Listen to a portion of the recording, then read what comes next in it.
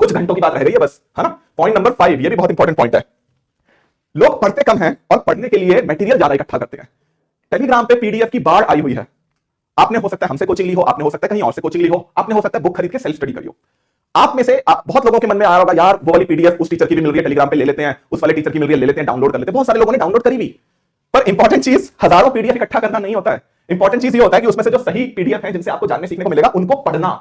और आप में से मैक्सिमम कैंडिडेट वही हैं, ऑब्वियसली हमें तो देखते ही हो है ना, जो कि सीरियस कैंडिडेट है। तो आप में से मैक्सिमम कैंडिडेट वही हैं जिन्होंने 200 से ज्यादा पीडीएफ जो हमने प्रोवाइड करी थी उनको पढ़ा, बजाय कि टेलीग्राम से हजारों पीडीएफ इकट्ठा करने के। तो आप खुद सोचो कि आप क्यों नहीं पहुंचोगे। आप जरूर पहुंचोगे क्योंकि आपने पढ़ाई की है, आपने सिर्फ मटेरियल इकट्ठा नहीं किया है। बहुत सारे लोग सिर्फ मटेरियल इकट्ठा कर रहे हैं, आज तक कर रहे हैं। आज भी अगर एक पीडीएफ में डाल दूं ना, मतलब आग लग सकती है टेलीग्राम पे कि अरे सर ने पीडीएफ दिया, डाउनलोड मारो, यहां से डाउनलोड मारो, वहां से डाउनलोड मारो। लोग आज भी इसी दौड़ में लगे हैं कि बस पीडीएफ इकट्ठी कर लो, पढ़ नहीं रहे हैं, है ना। आपको भी पता है मटेरियल इकट्ठा सब करते हैं बट पढ़ता कोई नहीं, पता है ना आप लोगों को। तो अगर आपने पढ़ाई की और पीडीएफ इकट्ठे नहीं किए, आप लोग एक्चुअली में सिलेक्शन लेने वालों की दौड़ में हो। ये जो पीडीएफ इकट्ठे करते हैं ना, ये लोग हवाबाजी ज्यादा करते हैं, ये लोग शो ऑफ ज्यादा करते हैं, बट ये लोग पढ़ते नहीं है। और जो पढ़ते हैं वो पीडीएफ इकट्ठी करने का शो ऑफ नहीं करते कि मेरे पास तो उस टीचर की भी पीडीएफ है, मेरे पास तो उस टीचर की भी पीडीएफ है। ये नहीं करते, पढ़ने वाले शांति से पढ़ रहे हैं। और आप वही लोग हो जो शांति से पढ़ रहे थे, तो आपका सिलेक्शन होगा, आप इंटरव्यू तक जरूर पहुंचोगे। ऐसा नहीं कि आखिरी में पहुंचोगे, आप बहुत अच्छे नंबर से इंटरव्यू तक पहुंचोगे, ठीक है। तो ये वो 5 चीजें थी जो आप ऑब्वियसली अगर आप तक कर रहे थे तो आपके चांसेस हैं। अब मैं बात करता हूं एग्जाम में आपको क्या गलतियां नहीं करनी है। अगर आप एग्जाम में भी ये चीजें करते हो तो आप 100% इंटरव्यू में बैठोगे और अच्छे मार्क्स लेकर बैठोगे, ठीक है। पहली चीज एंजाइटी। आप में से बहुत लोगों को घबराहट हो रही है, मैं मानता हूं। आप लोगों ने इस घबराहट में, जब आपने मॉक टेस्ट दिया होगा ना, आपने देखा होगा इस घबराहट में आपने आते हुए क्वेश्चन गलत करे। पेपर में भी होगा, पेपर में भी आपके आते हुए सवाल गलत होंगे। क्यों गलत होंगे? उसके पीछे कुछ वजह है, उसके पीछे आपकी घबराहट। आपको एग्जाम सेंटर के अंदर जाते हुए जो घबराहट होगी, जब आप एग्जाम देने बैठोगे ना, आपको अपने मन को शांत कर लेना है और आपको आदत बना लेनी चाहिए थी अब तक कि आप 3 घंटे कंसंट्रेशन से बैठ पाओ। यहीं पे आपको एडवांटेज है क्योंकि आपने बहुत सारे मॉक टेस्ट की प्रैक्टिस करी है। बहुत सारे लोग हैं जिन्होंने आज तक एक भी मॉक टेस्ट नहीं दिया और वो देंगे भी नहीं। वो बिना मॉक टेस्ट दिए एग्जाम में जाएंगे। वो पहला पेपर होगा 3 घंटे का जिसमें उनको बैठना पड़ेगा, उनकी कंसंट्रेशन नहीं बनेगी। तो आप लोगों के पास एडवांटेज है कि आप लोगों ने लगातार 3 घंटे बैठने की एबिलिटी डेवलप कर ली है। 3 घंटे बैठ के दिमाग को कंसंट्रेट रखने की एबिलिटी डेवलप कर ली है। आप लोगों ने सीख लिया है कि जब घबराहट हो तो अपने मन को कैसे शांत करें, कैसे कंट्रोल करें, ये आपने सीख लिया है।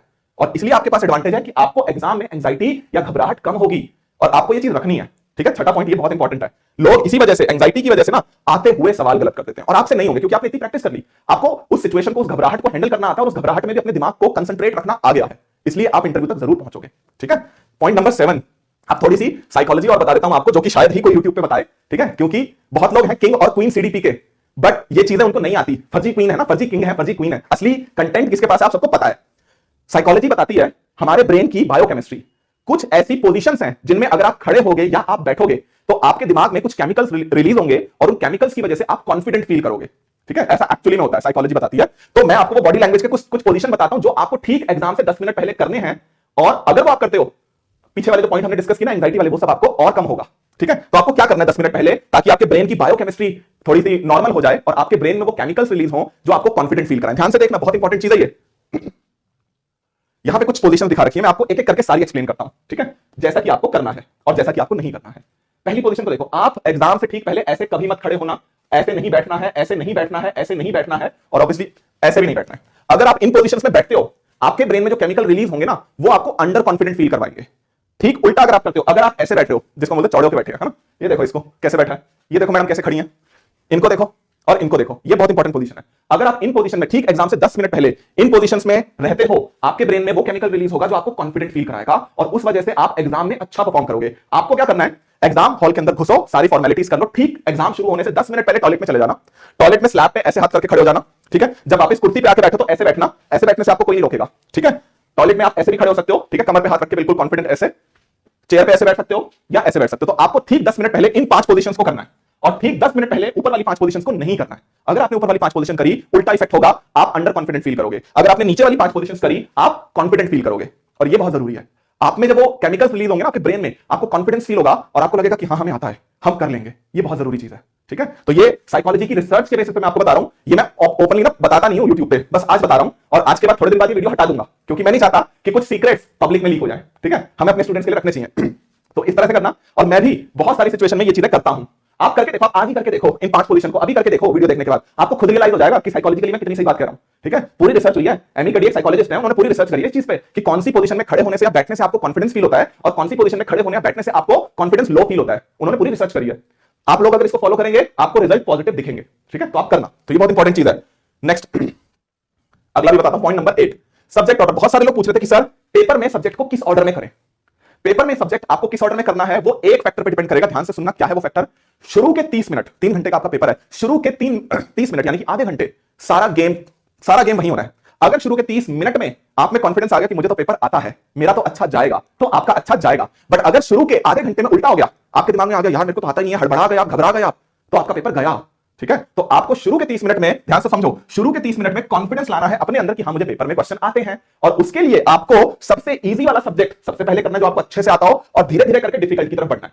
मैं अगर पेपर देने जाता तो मैं सबसे पहले हिंदी करता, रीजनिंग करता, कंप्यूटर करता, उसके बाद मैं पेडागोजी करता, फिर मैं ईवीएस करता, फिर मैं मैथ्स करता, फिर मैं इंग्लिश करता, करंट अफेयर और जीके में सबसे आखिर में करता। क्यों? क्योंकि करंट अफेयर और जीके में क्या आने वाला है किसी को कुछ नहीं पता, लिटरली किसी को कुछ नहीं पता। उनको अगर आप सबसे पहले करोगे, हो सकता है आपको पूरे 10 में से सिर्फ 3 या 4 क्वेश्चन आते हो, आपको लगेगा यार मेरे को तो पेपर में कुछ आता ही नहीं। दूसरी तरफ जब आप हिंदी, रीजनिंग, कंप्यूटर जैसे सब्जेक्ट करोगे, यहां पे आपको मैक्सिमम क्वेश्चन आते होंगे, आपको लगेगा अरे वाह मेरे को तो पूरा पेपर आता है ना। तो इस ऑर्डर में करो, आपकी मर्जी है। हो सकता है आपको कोई और सब्जेक्ट बहुत आसान लगता हो, फॉर एग्जांपल मैथ्स, आप मैथ्स पहले कर लो। कहने का मतलब यह है कि जो सब्जेक्ट आपको सबसे आसान लगता है आप वो सबसे पहले करो, उसके बाद उससे थोड़ा डिफिकल्ट, फिर उससे डिफिकल्ट, और वो सब्जेक्ट सबसे एंड में करो जिसमें आपको पता है कि आपको बहुत कम क्वेश्चन आते होंगे। ठीक है, अगर आप ये ऑर्डर फॉलो करोगे, आपको शुरू के 30 मिनट में कॉन्फिडेंस आ जाएगा कि मेरे को तो आता है पेपर में बहुत कुछ, मेरा अच्छा जाने वाला और एक्चुअली में अच्छा जाएगा। ठीक है, तो ये चीज आपको ध्यान रखनी है। 8 पॉइंट हो गए, 9वें पे चलते हैं। रिव्यू जरूर करें, पॉइंट नंबर 9। इसका क्या मतलब है? देखो, पेपर में टाइम की कोई शॉर्टेज नहीं है। जब आप पेपर के पूरे क्वेश्चन अटेम्प्ट कर लोगे ना, तब भी आपके पास टाइम बचेगा, और तब आपको लग रहा होगा यार बस हो गया, अब मैं नहीं देख रहा क्वेश्चंस को। बट आपको ये गलती नहीं करनी है, आपको उन सारे क्वेश्चंस को दोबारा से देखना है जो जो आपने किए। टाइम होगा आपके पास, आपका ब्रेन आपको मना करेगा क्योंकि वो थक चुका है कि बस अब मत देख इन क्वेश्चंस को, आपका ब्रेन मना करेगा। बट आपको अपने ब्रेन को ऑर्डर देना है कि नहीं, फिर से देख सारे क्वेश्चन, फिर से रिव्यू कर सारे क्वेश्चन। हर एक क्वेश्चन आपको रिव्यू करना है, क्योंकि कुछ क्वेश्चन आपने आते हुए भी गलत कर दिए होंगे। ऐसा होता है, हमें पता होता है सेकंड ऑप्शन है और मार्क हम थर्ड कर देते हैं। ऐसा सबसे होता है, आपसे भी होता है, मेरे से भी होता है। आप लोगों ने अगर पीछे मेरी कभी वीडियो देखी होंगी जिसमें मैंने क्वेश्चन डिस्कस किया, तो आपने भी देखा होगा मैं बोल रहा हूं सेकंड आंसर सही और थर्ड पे गोला लगा दिया। सबके साथ होता है ऐसे। तो ऐसे 2-4 क्वेश्चन भी अगर आपको मिल गए ना पेपर में रिव्यू करते टाइम, जो आपने करेक्ट कर लिए, आप बहुत ऊपर चले जाओगे कट ऑफ में। ठीक है, इंटरव्यू तक भी पहुंचोगे और जॉब तक भी पहुंचोगे। तो रिव्यू जरूर करना है। आपका ब्रेन आपको मना करेगा कि मत कर, पर आपको करना है। ठीक है, और टाइम की कोई शॉर्टेज होगी नहीं, आपके पास आधा घंटा भी बच सकता है, आपके पास 1 घंटा भी बच सकता है, टाइम बहुत है इस पेपर में। ठीक है, ये था पॉइंट नंबर 9। अब पेपर में कुछ ऐसे क्वेश्चन भी आएंगे जो आपको बिल्कुल ही नहीं आते होंगे। देखो ये रियलिटी है ना, there is no point in like कि हम अपने आप को धोखा दें। आप सबको पता है कुछ क्वेश्चन ऐसे होंगे जो आपको पता ही नहीं, आपको कभी सुना ही नहीं, कुछ मतलब उनके बारे में कुछ नहीं पता, क्या करें? तुक्के लगाने पड़ेंगे, बट तुक्के नहीं लगाने हैं, लॉजिकल तरीके से गैस करना है। लॉजिकल तरीके से गैस करना मतलब देखो आपको ये समझना है, ऑटोमेटिक पेपर है। ऑटोमेटिक मतलब सॉफ्टवेयर बेस्ड। जब हम सॉफ्टवेयर में क्वेश्चंस डालते हैं ना, तो हम ऑप्शंस को शफल कर देते हैं, और जब हम कोडिंग करते हैं सॉफ्टवेयर बनाते हुए, उसमें कंडीशन होती है कि सारे ऑप्शन की जो अकरेंस है वो इक्वल होनी चाहिए। मतलब ऑप्शन ए भी ऑलमोस्ट 25 टाइम्स आए, 25% टाइम्स आए, और option B, option C, option D सब ऐसे ही इक्वल बार आए। आपका पेपर है 180 नंबर का या 180 क्वेश्चन का। आपके पेपर में ध्यान से सुनना, जितने क्वेश्चन आएंगे उनमें से 45 ऑलमोस्ट 45 क्वेश्चन का आंसर ऑप्शन ए होगा, ऑलमोस्ट 45 का ऑप्शन बी होगा, ऑलमोस्ट 45 का सी होगा, और ऑलमोस्ट 45 का डी होगा। मैं ऑलमोस्ट बोल रहा हूं क्योंकि थोड़ा बहुत ऊपर नीचे हो सकता है। ठीक है, सॉफ्टवेयर बनाते हैं जब, तो उसमें तो इक्वली डालते हैं, बट कभी कभी थोड़ा बहुत ऊपर नीचे हो जाता है। अब जब आप पेपर करोगे ना, तो आपके दिमाग में बैठ चुका होगा यार ए ऑप्शन बहुत बार आ रहा है, यार बी ऑप्शन भी बहुत बार आ रहा है, बट ऑप्शन डी बहुत कम बार आया है। तो जो 10, 12, 15 क्वेश्चन ऐसे होंगे जिनका आपको कुछ भी नहीं पता, जिनका आपको आता ही नहीं है, कुछ कभी पढ़ा ही नहीं, कभी सुना ही नहीं, उनका लगाना है आपको वो ऑप्शन जो अब तक सबसे कम बार आया है, क्योंकि उसी के चांसेस सबसे ज्यादा है। ठीक है, ध्यान से सुनना, चांसेस उस ऑप्शन के सबसे ज्यादा है चारों में से। आपने 170 या 165 क्वेश्चन अपने आप कर लिए, 10-15 क्वेश्चन का आपको कुछ नहीं पता, उन 10-15 क्वेश्चन में से मैक्सिमम जो करेक्ट होने के चांसेस हैं उस ऑप्शन के हैं जो 165 पिछले क्वेश्चन में सबसे कम बार आया है। यह है लॉजिक, और ये लॉजिक जो है ना, इसी के बेसिस पे ऑनलाइन टेस्ट सॉफ्टवेयर डिजाइन किए जाते हैं। ठीक है, मैंने खुद अपना सॉफ्टवेयर बनाया हुआ है, इसलिए मेरे को पता है, क्योंकि हर कोई ऐसे डिजाइन करता है। ठीक है, तो आपको ये समझना है कि सबकी वेटेज इक्वल है, जो आपका अब तक सबसे कम आया है उसको मार्क करो, चांसेस है कि सही हो जाएगा। ठीक है,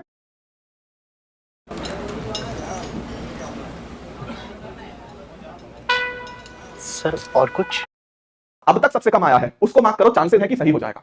ठीक है, बाकी आपके ऊपर भी है कि आपको याद कितना रहता है। हो सकता है कि डी आया बहुत बार हो और आपको लग रहा है डी बहुत कम आया है, तो ये आपके दिमाग के ऊपर भी है। ठीक है, तो ये 10 पॉइंट अगर आप करते हो, कोई नहीं रोक सकता आपको इंटरव्यू तक पहुंचने से, आपको सिलेक्शन लेने से। अगर ये 10 पॉइंट आप एग्जाम से पहले वाले कर चुके हो और एग्जाम वाले भी 5 पॉइंट करोगे, आपका सिलेक्शन 100% जरूर होगा।